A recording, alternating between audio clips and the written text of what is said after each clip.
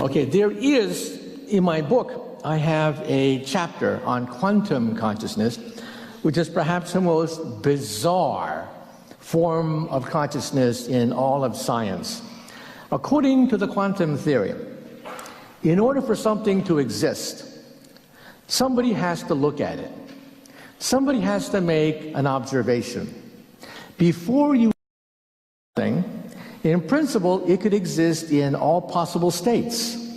When you look at it, it then assumes one state. Therefore, the observer, in some sense, determines existence. But observation requires consciousness. Conscious people make the observation. So the greatest paradox in all of science is the cat problem, the Schrödinger cat problem. If I have a cat in a box and I don't open the box, the cat could be either dead or alive. So how do we physicists describe a cat that you cannot observe? Well, we add the dead cat to the live cat. We add the two waves together. So the cat is neither dead nor alive until you open the box. Now Einstein thought, this is stupid. I mean, how can you be neither dead nor alive at the same time? Well, what can I say? Einstein was wrong. Electrons can be spin up or spin down. Electrons can be here or there at the same time. So this is the greatest paradox in all of science. How do you resolve the fact that you can have dead cats and live cats simultaneously exist in another state before you make the observation? And if you ever find the solution to this puzzle, tell me first. The quantum theory is only controversial when you talk to philosophers, theologians, and the average person. To a physicist, it's accurate to 1 part in 10 billion.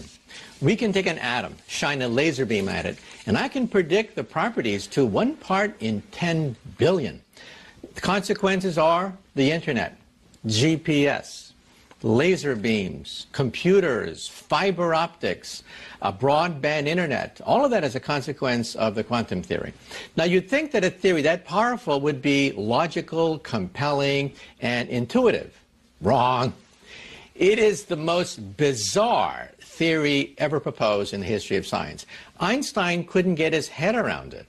It reduces everything to probability so that there's a probability that electrons can vanish, reappear someplace else. Electrons can be two places at the same time and exist in multiple states at the same time. Now, that's stupid. I mean, how can you possibly exist two places at the same time? How can you be in multiple states simultaneously? Well, get used to it. That's just the way the atomic world is. So why don't I vanish and reappear someplace else, like on Mars or the Moon? There is a probability that I'll do that. In fact, we give our PhD students at our college a question. Calculate the probability that you will vanish and wind up on the planet Mars. Give me a number. It turns out you have to wait longer than the lifetime of the universe for that to happen. But it's a calculable number. This is insane. This is absolutely counterintuitive. But the problem is, it's right. That's how our world is constructed. Our world is stranger than you realize at the atomic level. Now, we don't see it because we average out all these bizarre quantum effects for large objects. We consist of a lot of atoms. But at the atomic level, electrons exist in multiple states all the time. And you know what that's called? That's called the laser beam. When I was a child, I had a role model, and I idolized Albert Einstein. And my favorite Einstein story is this. When Einstein was an old man, he was tired of giving the same talk over and over again. So one day his chauffeur came up to him, and the chauffeur said, "Professor, I'm really a part-time actor. I've heard your speech so many times, I've memorized it. So why don't we switch places? I will put on a mustache. I will put on a wig. I will be the great Einstein, and you can take a rest and be my chauffeur." Well, Einstein loved the joke, so they switched places. This went along famously until one day, A mathematician in the back asked a very difficult question. And Einstein thought, oh, the game is up. But then the chauffeur said, that question is so elementary that even my chauffeur here can answer it for you. Thank you very much. You've been a great audience. Making contact with alien civilizations in outer space, how to deflect meteors, what happens when robots become super powerful. These are all subjects that we take in the second season. And, you know, some people ask me, well, why do this? And one thing is that I get to interview the world's top scientists in all these fields. So altogether, I've interviewed about 300 of the world's top scientists. So when I talk to them about the future, it's just not some science fiction writer just BSing about what he thinks the future is going to be. I'm talking to the scientists who are inventing the future in their laboratories. I have a front row seat to be able to get on the telephone, talk to Nobel laureates, directors of the major laboratories, and say, what is your dream? What do you think 2050, 2100 is going to look like? And to me, that's a thrill of a lifetime. Because instead of speculating, instead of moaning and groaning about when we're going to have flying cars, I can talk to the people who are inventing the future. I've interviewed, about 500 scientists in my time for BBC television, for Science Channel. I have my own radio show, which goes out to 130 radio stations across the U.S. every weekend. And I always ask them the question, when did it start? When did you get interested in science? And they always say the same thing. When I was 10.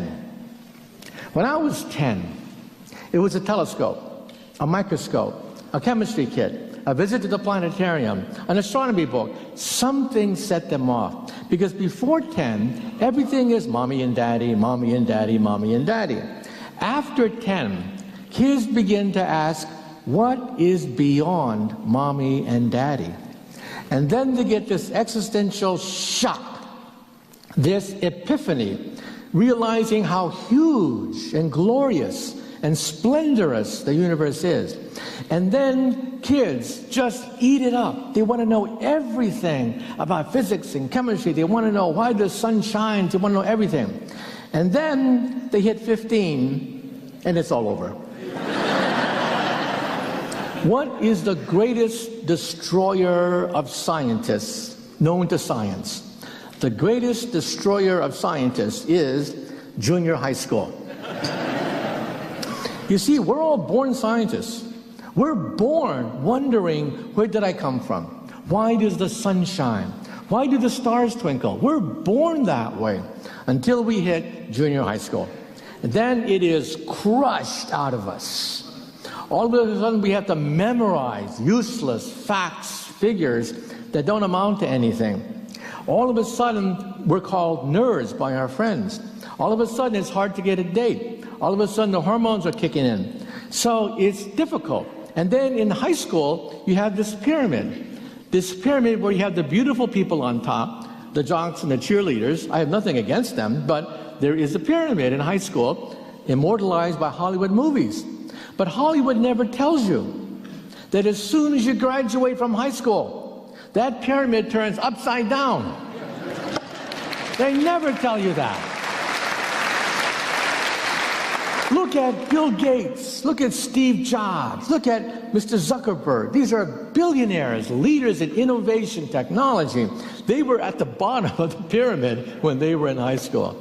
Now let's go into outer space. Everybody loves a starship. Some people say that flying saucers, flying saucers are impossible because the distances between two stars is too great for any UFO. Yet NASA is already looking into the possibility of building a starship. I know this because I had to review some proposals for NASA. So let's look at some of them. One is to build a sail, like a sailboat, in outer space. You put a laser beam on the moon. You shoot a laser beam to the sail. The sail is pushed by laser beam pressure, and you can reach near 50% the speed of light this way. This is one of the serious contenders to build the first starship. Another possibility is nanobots, microscopic little things that are then sent to moons. Now, if you saw the movie 2001, you realize that Arthur C. Clarke, who just passed away, was a visionary. He realized that if you are an advanced civilization, you're not going to send Captain Kirk on a starship, you're going to send a robot. This is a robot. The robot lands on the Earth and creates a copy of itself. Millions of copies of itself, and they shoot out, land on other planets, other moons, and they make a copy of themselves, more factories. Starting with one robot, you get 1,000. Starting with 1,000 robots, you get 1,000,000. Then 1,000,000,000. And pretty soon you have a sphere of robots expanding near the speed of light, colonizing all the moons, colonizing all the planets. That is the basis of the movie 2001. The movie 2001 is the most realistic encounter with extraterrestrial civilizations. If we ever meet an alien, probably it'll be a robot, a self-replicating robot left over from a passing civilization. This is my favorite, the ramjet fusion engine. It looks like an ice cream cone. It scoops hydrogen in the forward direction and burns it for fuel. This starship could last forever, because hydrogen is everywhere. This is my favorite proposal for a starship. Okay, the question is Fukushima. How long are we going to experience the agony of 3 simultaneous meltdowns in northern Japan? We have the answer, 40 years. According to the utility, TEPCO, Tokyo Electric, it'll take about 40 years to begin the process of dismantling the reactor. And the accident is not over at all. A small earthquake, it'll send the accident starting all over again. You'll realize that the reactor is so radioactive, workers cannot even get in for more than just a few minutes at a time. They sent in robots. Robots are not smart enough to work in high radiation fields, total failure. In fact, the Pentagon, the US Pentagon, has made it a priority to create robots that can turn a screw, robots that can use a hammer, robots that can use a saw. We don't have those robots yet. And so the next thing they want to do is to insert cameras into the water to see where the melting is. It's so bad, we don't even have a picture. We don't even have a picture of the melted core. We know it's 100% melted. And the water, the radioactive water builds up. Swimming pools. When you visit Fukushima, you see all these swimming pools of radioactive water. The agony is unending. And so just remember that it will take 40 years to clean up that nuclear accident. So Japan, after World War II, made a Faustian bargain. Faust was the legendary figure who sold his soul to the devil for unlimited power. Japan said, we will go nuclear because we have no oil or coal, but there's a price. There is a price you have to pay, and that is you sell your soul to the devil. How did the cosmos begin, and how will it end? Well, we think the universe began with a cosmic explosion 13.7 billion years ago. We know that number to within 1% accuracy, in fact. How do we know that? Well, we know the rate at which the universe is expanding. Stars, for example, yellow light from stars is stretched because they're moving away from us, and they turn reddish as a consequence. That's called the Doppler shift. When a car moves toward you, for example, the frequency is high. When a car moves away from you, the frequency is stretched or lowered. It sounds like this. Now, you've heard that all your life. But what is that? That's a Doppler effect. It also works for light beams. When yellow light comes toward you, it's bluish. When yellow light moves away from you, it's reddish. The redder it is, the faster it moves. So it's trivial to calculate the expansion of the universe. You simply look at the night sky and see how much the light is redshifted. Then you run the videotape backwards. We have this enormous, quote, videotape on computer of the expanding universe, so we run it backwards. You've all seen explosions run backwards on television. And then you get back to the point where the universe was a small little dot. That's how we know the universe began, with a fiery explosion. And we can also pick up the afterglow of the Big Bang. When you get a radio and you turn it between stations, you get that static, that static. Believe it or not, a few percent of that static comes from the Big Bang itself. You were actually listening to Genesis on your radio. Your television set, when you have snow on your TV set, a few percent of that snow comes from the creation of the universe. More percent comes from planet Jupiter. Planet Jupiter also causes static on the Earth, which is more than the Big Bang. But we physicists have measured that microwave background radiation. We now have baby pictures of the infant universe. And you know what? It's an explosion. We have baby pictures of the explosion itself. And sure enough, it is a gigantic explosion, just like everyone thought. And we've actually not taken pictures of it in the microwave region. The big question is, how will the universe end? There are two ways it could end, in fire or ice. If it ends in ice, the universe keeps on expanding and gets colder and colder and colder. Or the universe could expand, stop, and then come back and get hotter and hotter and hotter in the big crunch. Either way, the laws of physics say we're doomed. Either we're going to die in fire or die in ice. But there's one way out of this death. The question is, the laws of physics, are they a death warrant for all intelligent life? Most physicists would say yes, that inherent within physics is a death warrant for all intelligent life in the universe, because either the universe dies in ice as it expands or dies in fire as it contracts. I think there's a loophole. The loophole is that billions, trillions of years from now we'll be so advanced that as the universe dies, we will leave the universe. We will leave our bubble, have a lifeboat, and then go to another neighboring bubble and start all over again. So in other words, this theory of everything may ultimately be the theory of salvation for intelligent life in the universe. Now that's speculation, but in parallel worlds, I even give you the blueprint, the design, how much energy it would take to build a machine which would take us to a neighboring universe. I must disagree with my esteemed colleague here. Okay? Except First for the of all, esteemed let part. me say that science is the engine of prosperity. From steam power to electricity to the laser to the transistor to the computer. That's not true. We're That's talking technology. about, hey, Technology. can I have my say? Okay, sure. You had your say. Let me have my say. Yes. However, the information revolution has a weakness, and the weakness is precisely the educational system. The United States has the worst educational system known to science. Our graduates compete regularly at the level of third world countries. So how come the scientific establishment of the United States doesn't collapse? If we're producing a generation of dummies, if the stupid index of America keeps rising every year, just watch network television and reality shows, right? How come the scientific establishment of the United States doesn't collapse? Let me tell you something. Some of you may not know this. America has a secret weapon. That secret weapon is the H-1B. Without the H-1B, the scientific establishment of this country would collapse. Forget about Google. Forget about Silicon Valley. There would be no Silicon Valley without the H-1B. And you know what the H-1B is?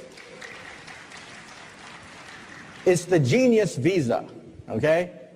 You realize that in the United States, 50% of all PhD candidates are foreign-born? At my system, one of the biggest in the United States, 100% of the PhD candidates are foreign-born. The United States is a magnet sucking up all the brains of the world, but now the brains are going back. Right. They're going back to China. They're going back to India. And people are saying, oh my God, there's a Silicon Valley in India now. Oh my God, there's a Silicon Valley in China. Duh. Where did it come from? It came from the United States. So don't tell me that science isn't the engine of prosperity. You remove the H-1B visa and you collapse the economy. In Wall Street Journal, editorialized against a congressman who wanted to ban the H-1B, saying they'll take jobs away from the American people. The Wall Street Journal said, look, there are no Americans who can take these jobs. These are at the highest level of high technology. They don't take away jobs from Americans. They create entire industries. And so that's why we have an Achilles heel, and that's the educational system. And again, sociology majors are not necessarily going to be the ones determining the future of Silicon Valley, but physicists, engineers. We need more of them, not less. Parallel worlds, you discussed time travel. Is it possible? It could very well be possible. Stephen Hawking has said that, yes, time travel is possible, but not practical. In other words, don't expect an inventor to create a time machine in their basement today. We're talking about the energy of a star, the energy of a black hole. But in principle, if you could master that energy, then you might be able to bend time into a pretzel. The mathematics says so. Even Albert Einstein realized in 1949 his own equations allow you to go backwards in time.